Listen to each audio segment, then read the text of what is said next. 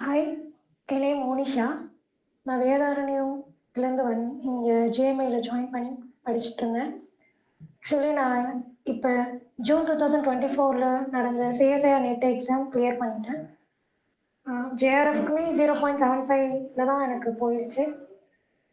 Net exam clear பண்ணிவிட்டு நான் இப்போ என்ஐடி புதுச்சேரியில் ஜாயின் பண்ண போகிறேன். நான் எப்படி படித்தேன் அப்படிங்கிறத இப்போ உங்கள்கிட்ட ஷேர் பண்ண போகிறேன். ஆக்சுவலி யூஜி பிஜிலாம் முடிச்சதுக்கப்புறமே எனக்கு மேக்ஸில் அந்தளவுக்கு நாலேஜ் இருக்குமா அப்படின்னு கேட்டால் இல்லை தான்.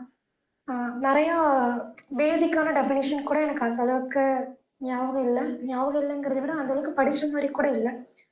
இங்கே வந்து தான் நான் நிறையா கற்றுக்கிட்டேன். என்னோடய காலேஜில் படித்த ஒரு சீனியர் மூலியமாக தான் எனக்கு இப்படி ஒரு இன்ஸ்டியூட் இருக்குதுன்னு தெரியும். எனக்கு பிஹெச்டி பண்ணணும்னு ரொம்ப ஆசை. ஸோ அதுக்கு என்ன பண்ணுறதுன்னு தெரியாமல் நானாக செல்ஃபாகவே ஒரு 1 இயர் 1.5 இயர்ஸ் வந்து நம்மளா படிக்கலாம் அப்படின்னு சொல்லிட்டு நிறையா ட்ரை பண்ணேன். நானே சும்மா ஏதாச்சும் புக்ஸ் எடுத்து படிக்கிறது அப்படி இப்படின்ட்டு நெட் எக்ஸாம் போய் எழுதினப்ப எனக்கு 10 மார்க்ஸ்க்கு மேலே கூட வரல. ரொம்ப கம்மியான மார்க்ஸ் தான் வந்துருந்துச்சு. எனக்கு ஆச்சோ அடுத்து என்ன பண்ணுறதுன்னு தெரியலேன்னு இருக்கிறப்ப தான் எனக்கு என் சீனியர் மூலயமா இப்படி ஒரு இன்ஸ்டியூட் இருக்குது, அவங்களும் கிளியர் பண்ணியிருந்தாங்க நெட் எக்ஸாம். சரி, ஓகே, இதுதான் நம்ம ஃபீல்டு டிசைட் பண்ணிட்டோம், ஸோ நம்ம அங்கே போய் பார்க்கலாம் அப்படின்ட்டு தான் நான் இங்கே வந்தேன். 2023 ஜானில் இங்கே ஜாயின் பண்ணேன். ஜூன் 2023 அப்போ நான் ஒரு நெட் எக்ஸாம் எழுதினேன். அப்போ எனக்கு 55 மார்க்ஸ் தான் வந்துருந்துச்சு. பிகாஸ் அந்த 6 மந்த்ஸ் நான் நிறையா கிளியராக படிக்கல. ஏன்னா ஆல்ரெடி நானும் செல்ஃபாக படிக்கிறேன்னு சொல்லி நிறையா தப்பாக கிளியரான டெஃபினேஷன் படிக்காமல் சும்மா நம்ம கையில் கிடைக்கிற நோட்ஸ் படிப்போம்ல, அந்த மாதிரி படிச்சுட்டு எக்ஸாம் ஹால் போனப்போ அது எனக்கு ரொம்ப கை கொடுக்கவே இல்லை. ஸோ அந்த நான் அங்கே பண்ண அந்த தப்பெல்லாமே ரெக்டிஃபை பண்ணுற மாதிரி அந்த 6 மந்த்ஸ் டைம் எனக்கு எடுத்துச்சு. நெக்ஸ்ட்டு 6 மந்த்ஸ் எனக்கு ரொம்ப கிளியராக இருந்துச்சு. எப்படி படிக்கணும், என்ன படிக்கணும், எல்லாமே எனக்கு ரொம்ப தெளிவாக இருந்துச்சு. பிகாஸ் அந்த 6 மந்த்ஸ் தான் நான் சார் சொன்ன எல்லாமே, அதாவது எங்கள் இன்ஸ்டியூட் சார் சொன்ன எல்லாமே நான் ஃபாலோ பண்ண ஆரம்பித்தேன். சார் இங்கே நிறையா டெஸ்ட் நடக்கும்.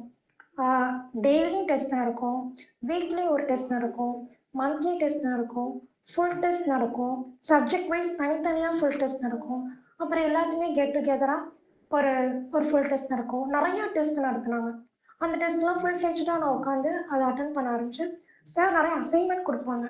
அந்த அசைன்மெண்ட்டோட அதெல்லாம் எந்த அளவுக்கு நமக்கு ஹெல்ப்ஃபுல்லாக இருக்குங்கிறது நமக்கு எக்ஸாம்பிள் போகிறப்ப தான் தெரிஞ்சுது.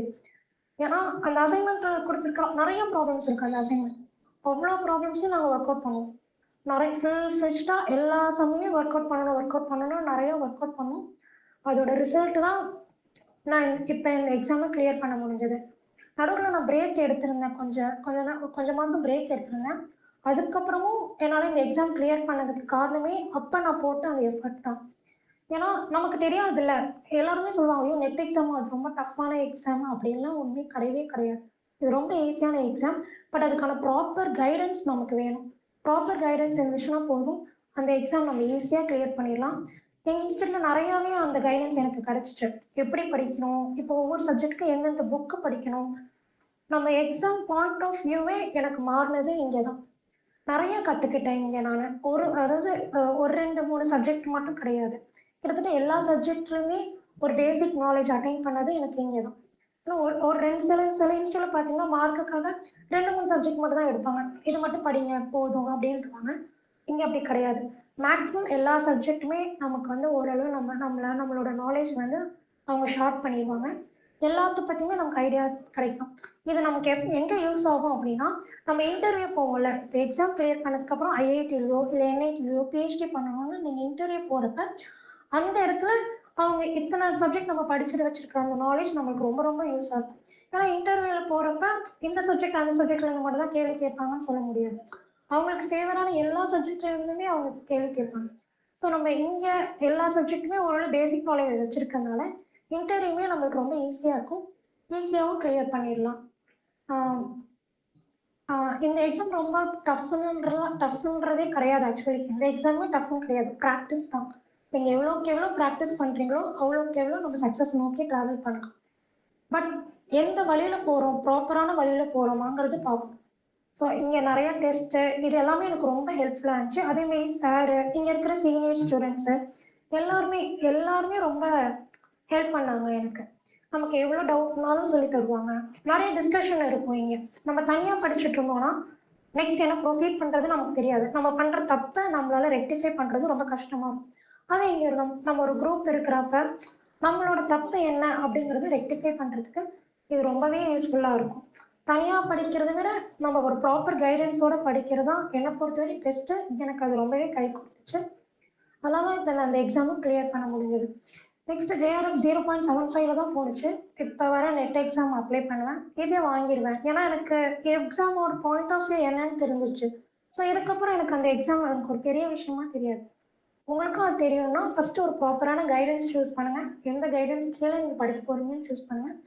அதோட கான்ஸ்டண்ட்டான எஃபர்ட் அண்ட் ரொம்ப முக்கியமான விஷயம் அங்கே ஹெல்த். மூணுமே இருந்துச்சுன்னா கண்டிப்பாக சக்ஸஸ் உங்களுக்கு தான். ஹெல்த்தும் ரொம்ப முக்கியம். படிக்கிறது எந்த அளவுக்கு முக்கியமோ அதே அளவுக்கு ஹெல்த்தும் முக்கியம். So be concentrate in your health as well as in your studies. Thank you.